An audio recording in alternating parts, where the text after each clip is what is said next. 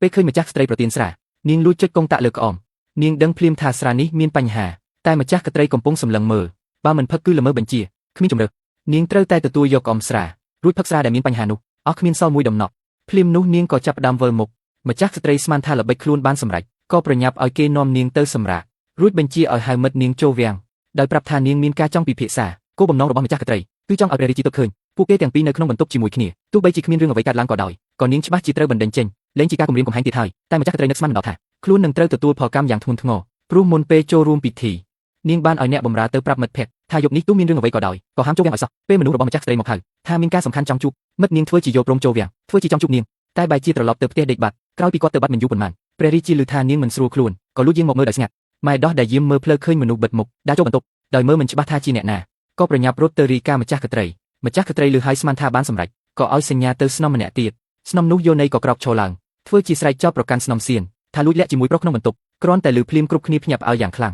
ងម្ចាស់កត្រីឃើញឱកាសល្អក៏នាំមនុស្សមួយក្រុមទៅមើលដល់កន្លែងដើម្បីកុំឲ្យអ្នកទាំងពីរមានឱកាសតបវិញទ្រង់បានបញ្ជាអ្នកបម្រើថាពេលចូលទៅដល់ភ្លាមត្រូវយកក្រណាត់ញាត់មាត់ប្រុសនោះសិនរួចយកថង់គ្រប់ក្បាលហើយវាឲ្យចាស់ដៃពេលនេះម្ចាស់កត្រីគិតថាខ្លួនច្បាស់ជាឈ្នះហើយតែមិនដឹងថាខ្លួនបានធ្លាក់ក្នុងអន្ទាក់របស់នាងបាត់ទៅហើយនាងធ្វើបែបនេះមានគោលបំណងតែមួយគត់គឺដណ្ដើមតំណែងម្ចាស់ស្ត្រីមកវិញតាមពិតនាងជាកូនត្រកូលមេតបហើយជាអនាគតម្ចាស់ស្ត្រីតាំងពីដើមតែមួយឆ្នាំមុនពេលអតីតព្រះរាជាសកុតស្ដេចយ៉ានបានឆ្លៀតឱកាសក្បត់នាងបានជួយការពាររាជបល្ល័ង្កឯឪពុកនិងបងប្រុសត្រូវស្លាប់ក្នុងសង្គ្រាមតែនឹកស្មានមិនដល់ថាពេលព្រះរាជាឡើងគ្រងរាជ្យបែរជាមិនខ្វល់ពីនាងហើយទុកចោលបែរជាតែងតាំងកូនរដ្ឋមន្ត្រីជាម្ចាស់ស្ត្រីមនុស្សស្លាប់មិនអាចរស់វិញទេបងស្រីកុំសោកសៅពេកអីសុំសោហ្វីនាងហ៊ានពាក់សម្លៀកបំពាក់ម្ចាស់ស្ត្រីផងមិនក៏ហ៊ាននាងមិនដឹងទេឪពុកខ្ញុំមានស្នាដៃបង្ក្រាបក្បត់ព្រះរាជាបានតែងតាំងខ្ញុំជាម្ចាស់ស្ត្រីហើយពេលនោះទើបនាងដឹងថារដ្ឋមន្ត្រីបានឆក់យកស្នាដៃគ្រួសារនាងហើយដណ្ដើមតំណែងដែលគួរតែជារបស់នាងទៅជួបព្រះរាជាដើម្បីទៅវាតែទ្រង់ត្រាស់ថាទ្រង់ត្រូវការការគាំទ្រពីរដ្ឋមន្ត្រីដើម្បីពង្រឹងអំណាចដោយមិនព្រមតែងតាំងនាងជាម្ចាស់ស្ត្រីឡើយត្រឹមតែងតាំងនាងជាស្នំធម្មតាម្នាក់ប៉ុណ្ណោះដើម្បីការពារកុំឲ្យនាងប៉ះទង្គិចជាមួយម្ចាស់ស្ត្រីទ្រង់ថែមទាំងបញ្ជាឲ្យនាងកាន់ទុកនៅផ្ទះមួយឆ្នាំទាល់តែចេះគោរពប្រតិបត្តិច្បាប់ទើបអាចចូលវាំងវិ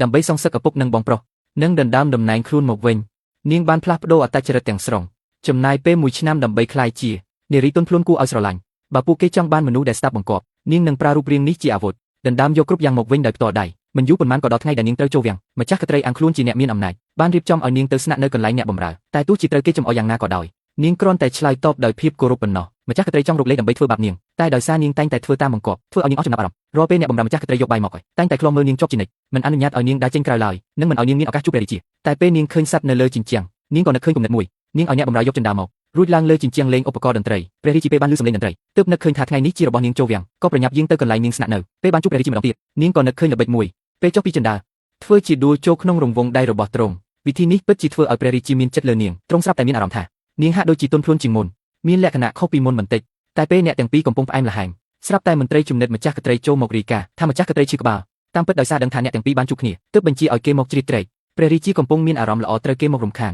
ពេលទ្រង់រៀបនឹងខឹងនាងបែរជាលួងលោមព្រះរាជាថាគូសំខាន់លើម្ចាស់ស្ត្រីមុនម្យ៉ាងទៀតនាងក៏បានចូលវាំងហើយថ្ងៃក្រោយនៅមានពេលជួបគ្នាទៀតអ្នកនាងមិនក៏បណ្ដោយឲ្យព្រះរាជាយាងទៅចង់បានតែមិនបានទើបធ្វើឲ្យកាន់តែចង់ចុះឥឡូវយើងគួរធ្វើម៉េចបន្តឥឡូវមិនទាន់ដល់ពេលត្រូវឆ្លុះជាមួយម្ចាស់ស្ត្រីទេ3ថ្ងៃទៀតជាពិធីជប់លៀងរបស់ម្ចាស់ស្ត្រីនាងច្បាស់ជាទ្រាំមិនបានហើយនឹងរកឱកាសធ្វើបាបខ្ញុំត្រូវប្រើប្រាស់ឱកាសនេះឲ្យបានល្អដើម្បីប្រដៅនាងឲ្យដឹងខ្លួនដោយការគិតមែនដល់ថ្ងៃជប់លៀងម្ចាស់ស្ត្រីយកលេសដាក់ទោសអ្នកបម្រើបង្ខំឲ្យនាងផឹកស្រាដាក់ថ្នាំដើម្បីសុំទោសស្នំឯកសៀនអញ្ជើញផឹកទៅស្នំសៀនស៊ីយ៉ានស៊ីយ៉ានស្នំសៀនកាត់អីហ្នឹងឆាប់នាំនាងទៅសម្រាកនៅបន្ទប់មូចាងរស់រាន់ឡើង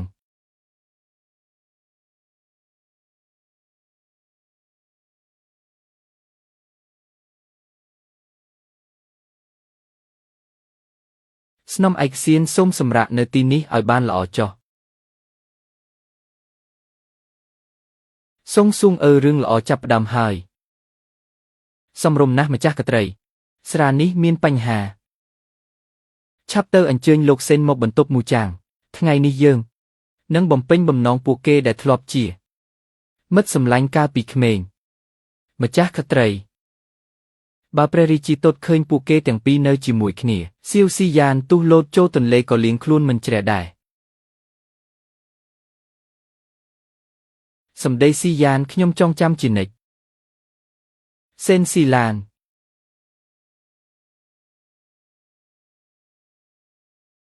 លោកសេនស្នំយើងកំពុងរងចាំលោកនៅបន្ទប់មូចាងសូមអញ្ជើញទៅនាងមានការចង់ជួបតោះទៅ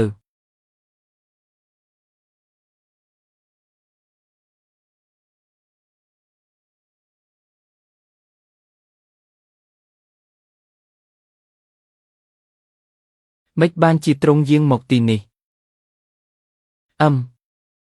សម្រេចហើយ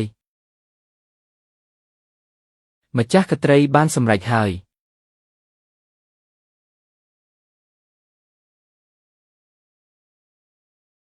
ម្ចាស់ក្ត្រីខ្ញុំម្ចាស់សូមចោទប្រកាន់ស្នំសៀនថាមានសហាយស្មន់អ្នកនាងវ័យពាក្យនេះមិនអាចនិយាយផ្ដេសផ្ដាស់ទេនាងមានភស្តុតាងទេអ្នកបម្រើខ្ញុំបានឃើញយ៉ាងច្បាស់ថាប្រុសនោះបានចូលទៅបន្ទប់មូចាងពិតជាហ៊ានមែនសៀវស៊ីយ៉ានហ៊ានធ្វើរឿងបែបនេះផងលួចលាក់ជាមួយប្រុសឆាប់ទៅយាងព្រះរាជាមកបន្ទប់មូចាងពួកឯងក៏ទៅមើលជាមួយយើងដែរទៅ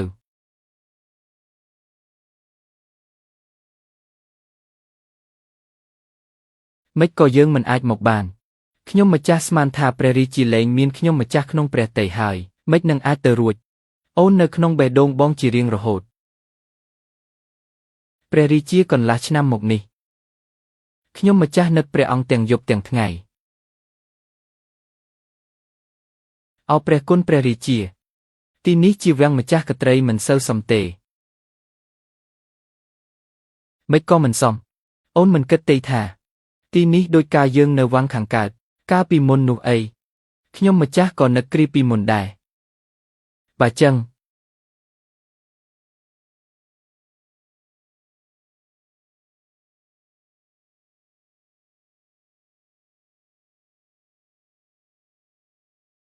សៀវស៊ីយ៉ានលើកនេះទោះទេវតាក៏ជួយនាងមិនបានដែរ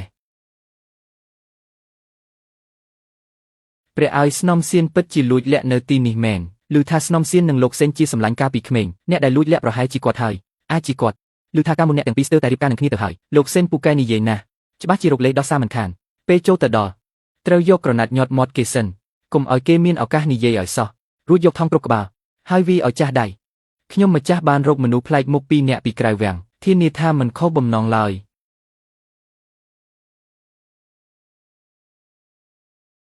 មានរឿងអីហ្នឹងនៅឲ្យស្ងៀមលេងយើងចង់ឲ្យជាប់លេងយើងវាឲ្យយើងនៅឲ្យស្ងៀមលេងយើងថយចេញភ្លាមមិននឹកស្មានថានាងនឹងប្រុសនេះពិតជាមានចិត្តស្នេហាមែននាងធ្វើបែបនេះសំនឹងព្រះរាជាទេម្ចាស់ក្ត្រី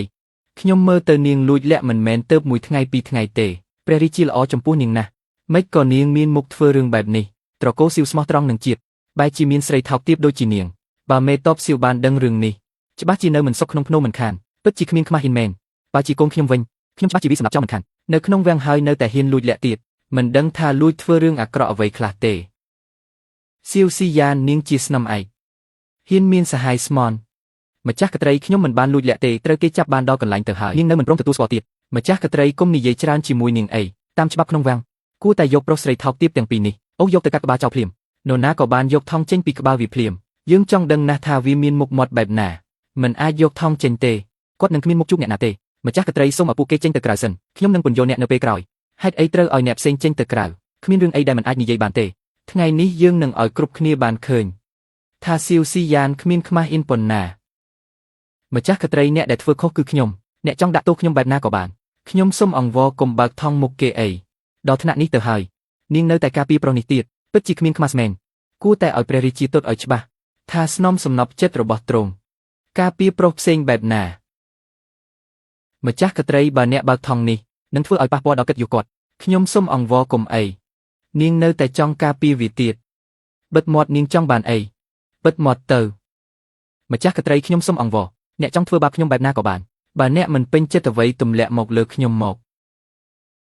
សៀវស៊ីយ៉ាននាងនឹកស្មានដល់ទេថាខ្លួនឯងមានថ្ងៃនេះ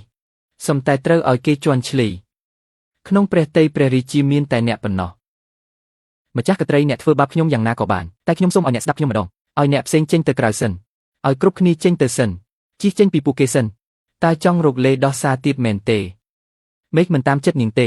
យើងនឹងធ្វើនៅមុខមនុស្សគ្រប់គ្នាបង្ហាញពីការលួចលាក់របស់នាងមើលថានាងនៅមានមុខអីទៅលួងលោមព្រះរាជាទៀតតើប្រុសនេះមានមុខមាត់បែបណាទៅកុំអី